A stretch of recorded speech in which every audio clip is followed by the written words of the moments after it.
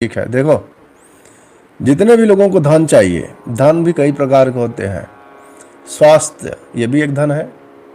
खुद की स्वयं की पत्नी, ये भी धन है, धन का स्वरूप है। लक्ष्मी इसीलिए कहा जाता है गृह लक्ष्मी। अपना पुत्र या पुत्रियां या संतान, वो भी धन है। ठीक है। तनतीय तनय, धाम यानी कि घर, जिस घर में आप बैठे हुए हो, जो आपका होम है, प्यारा सा सपनों का घर, वो भी धन हो गया।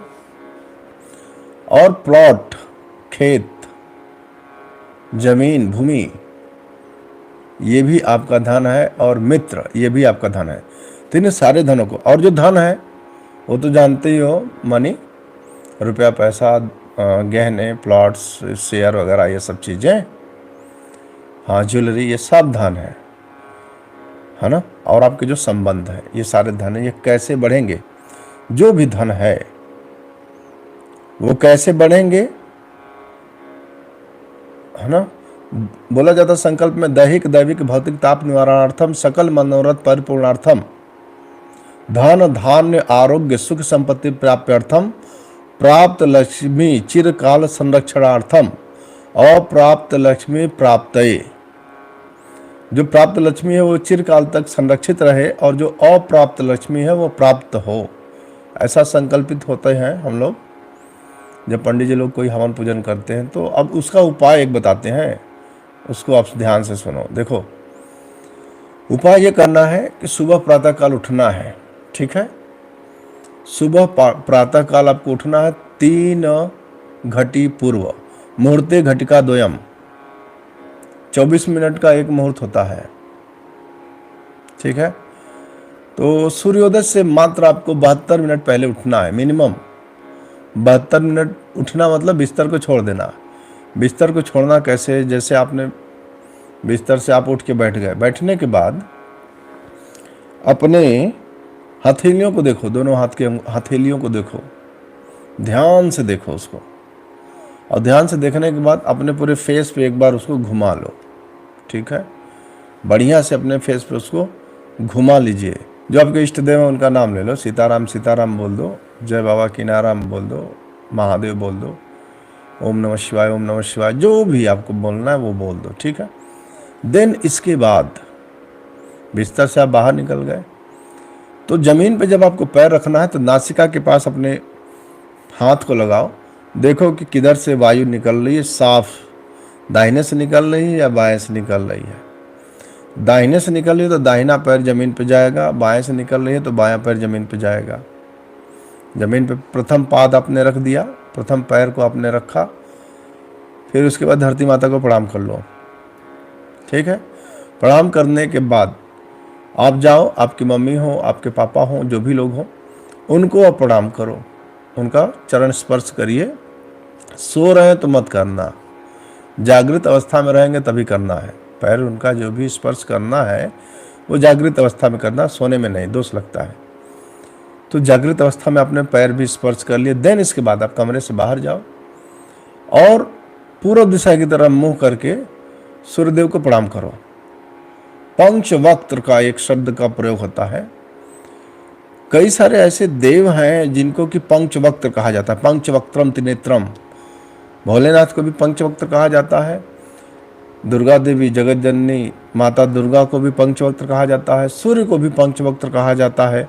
गणेश जी को भी पंचवक्त्र कहा जाता है। और भगवान विष्णु को भी, श्री हरि नारायण विष्णु को भी पंचवक्त्र कहा जाता है। और इन्हीं को पंचदेव कहा जाता है। छित जल पावक गगन और समीर, है ना।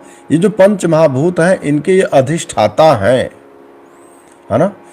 ये जो 5 महाभूत हैं इनके ये स्वामी हैं, क्योंकि मैंने पंचदेव के नाम से सुशोभित किया।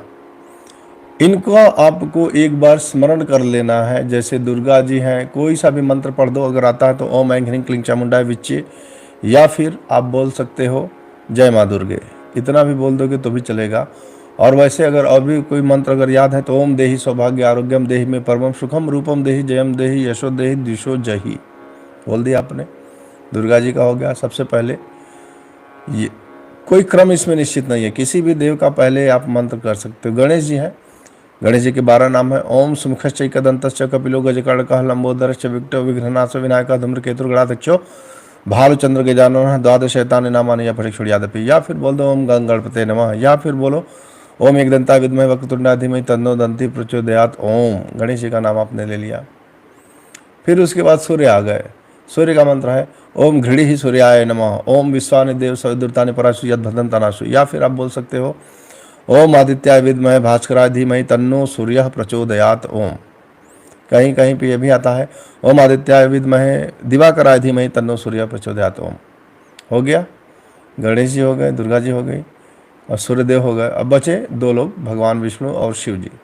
तो भगवान विष्णु का आपको याद ही है, शांताकारं भुजगशयनं पद्मनाभं सुरेशं विश्वाधारं गगन सदृशं मेघवर्णं शुभांगं लक्ष्मीकांतं कमलनयनं योगिभिर्या निगम्यं वंदे विष्णु भयहरं सर्वलोकैकनाथं। कुछ नहीं, अगर ये सब भी नहीं कर सकते हो तो आप बस कर बोल दो ओम विष्णवे नमः, ओम विष्णवे नमः, ओम विष्णवे नमः। अब आ गए महादेव शिव शंभु। ओम नमः शिवाय आपको याद है, वेरी सिंपल। जो स्त्रियां हैं केवल नमः शिवाय बोलेंगी, ओम नमः शिवाय नहीं बोलना उनको, केवल नमः शिवाय, केवल ये बोलना है नमः शिवाय ऐसे बोल देना। फिर अगर कोई और भी इनका मंत्र याद है तो आप बोल सकते हो कर्पूर गौरम कुड़ावतारम संसार सारम भुजगेंद्रहारम सदा वसंतम हृदय अरविंदे भवम भवानी सहितम नमामि। या मान लो आपको महामृत्युंजय मंत्र याद है ओम ह्रम अंजुंस ओम भूर्भुवस्सुः ओम त्र्यंबकं यजामहे सुगंधिं पुष्टिवर्धनम् उर्वारुकं बन्धनात् मृत्युंजयमामृतात् भूर्भुवस्सुः जुंस ह्रौम ओम। जो भी आपको सिंप्लिसिटी में इस कार्य को करना है, बहुत तनाव लेकर नहीं करना है। बस ये भी नहीं कह सकते तो कम से कम उनका ध्यान, उनका आंखें बंद करके उनको एक बार आंखों के सामने, बंद आंखों के सामने उनको देख करके प्रणाम कर दो।